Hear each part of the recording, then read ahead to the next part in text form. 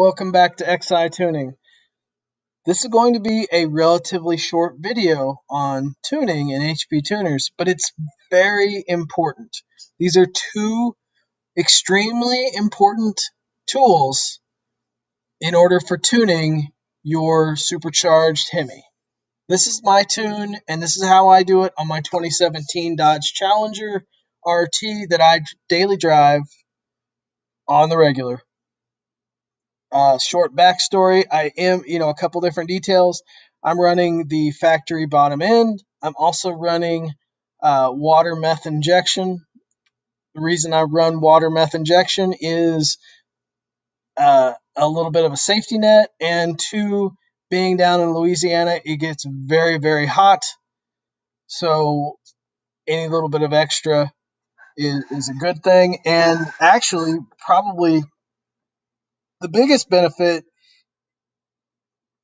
was as I was trying to add more power to the car and I was running into some of these issues, it was a safety net to keep the car alive.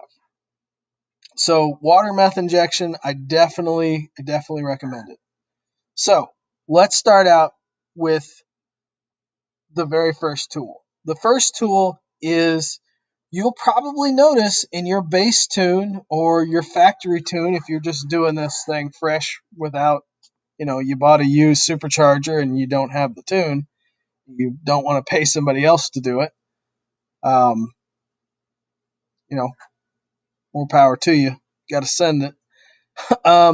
First things first, your factory tune is probably set up right in here in this. If you go to fuel, power enrichment, throttle, wide open throttle, pedal, threshold. This is when your car will activate your power enrichment table. So at this voltage, and it's all controlled by throttle position voltage, when it sees this voltage, it's going to turn on the power enrichment, which adds fuel. Now, from the factory, when it is normally aspirated, you're going to have this thing set up, depending on the year, anywhere from 3.5 to like 3.2 volts. Normally aspirated tunes usually drop this down to about 3 volts, which is just above like 60% throttle. With a supercharger, obviously, smaller throttle opening is going to give you boost. So you need to adjust this table.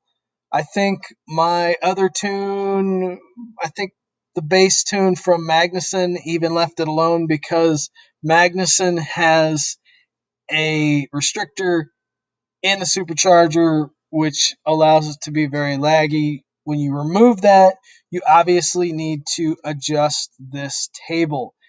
And I haven't seen any other tunes that go this low, and I'm not really sure why, but I can tell you from experience, by dropping this table down to 1.4 volts or even lower, you are going to be able to leave the line much quicker because you now have more of your throttle available. If you have this thing set up to 3 volts and you go to leave the line, you have to leave the line at like 60% throttle. And unless you're running on drag slicks, which, like I said, this is my daily driver, so I have sticky-ish street tires, I have to be able to leave the line, and I have an open differential, at least for now. I have to be able to leave the line at less throttle position. And let's bad weather, you don't need to be getting in boost in bad weather anyways. So 1.4 volts, you're going to be able to leave the line a lot quicker. Plain and simple, play with it. That's when power enrichment comes on. Okay, that's the first tool. That's the first little trick secret that I have for you. The second one, also in power enrichment. When I was going to 8 PSI, I needed obviously more fuel. So I was running into what basically felt like a hard cap. at wide open throttle, I was saying 12.5, 12.3 to 1, which obviously is not enough fuel for my application. Granted, like I said, I had water meth injection, which gave me a little bit of a safety net to keep from burning things up. I could take this table and I could ramp that thing up to 0.070, and I still wasn't getting any more fuel. I could drop it down, I could raise it up, but I wasn't getting any more fuel, and I couldn't figure out what was going on. So if you look here, we're gonna grab this 0.0425 number. So you take this. This is how you add power enrichment, or at least how you calculate the number, which, because you're not messing with the volumetric efficiency tables without getting into neural network and so on and so forth, these are just numbers. These are just numbers. These are adding numbers.